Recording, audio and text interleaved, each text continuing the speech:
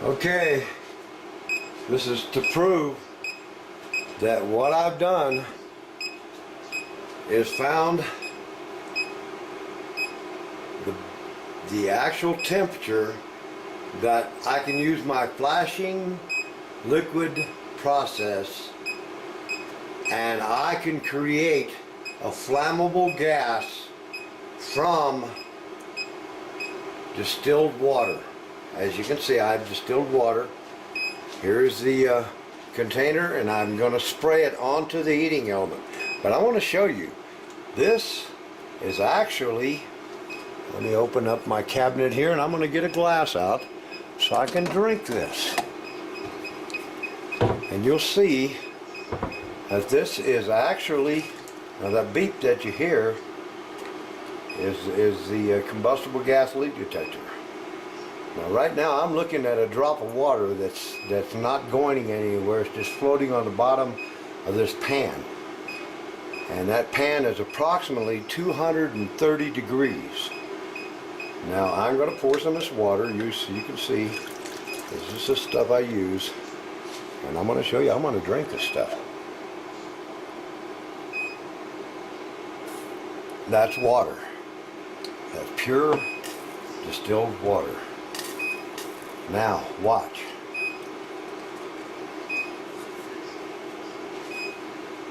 This is a detector. You can see there's no gas in there. Now watch. That is combustible gas, people. That is combustible gas off of water. Distilled water. 230 degrees. I'm spraying the liquid into the pan, and you can see, watch this. Here's the temperature. Okay, let me get this out of here. See, after I sprayed the water in there, it dropped the temperature to 144. Now watch. I'm going to let it get hot again, because it takes a large mass to maintain the temperature of the difference in the boiling temperatures of hydrogen and oxygen in water. Watch this again. I don't know what temperature that is. But see, at 140 something degrees it won't do it. Now I'm going to increase the temperature. I'll take it up to say 250, and we'll see what the temperature happens. The unit cycled off because it's reached the temperature. Let me take this pan off, and I'm going to cool the pan down just a little bit. Okay.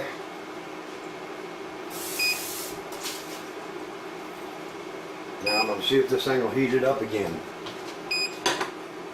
This induction, see this element here doesn't get hot. It's called an induction heater. It's actually a coil that reacts to the non-metallic or non-magnetic metal that's in the bottom of this pan.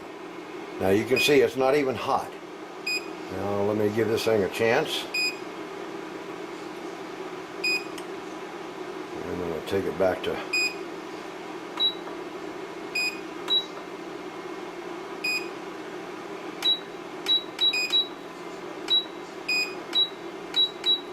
take it back up to 275.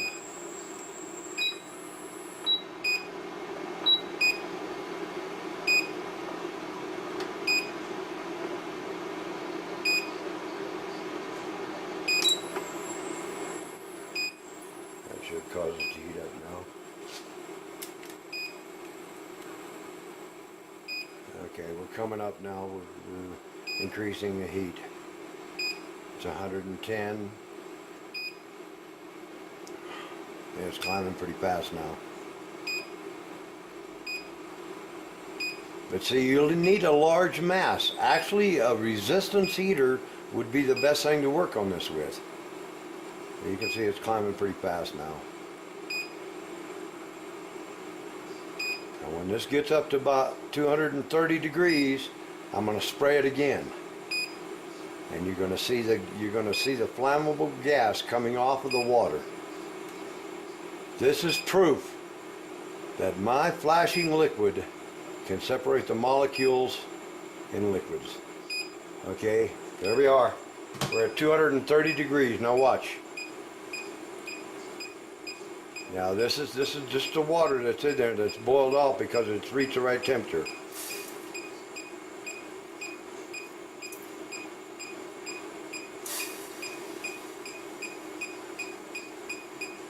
There it comes.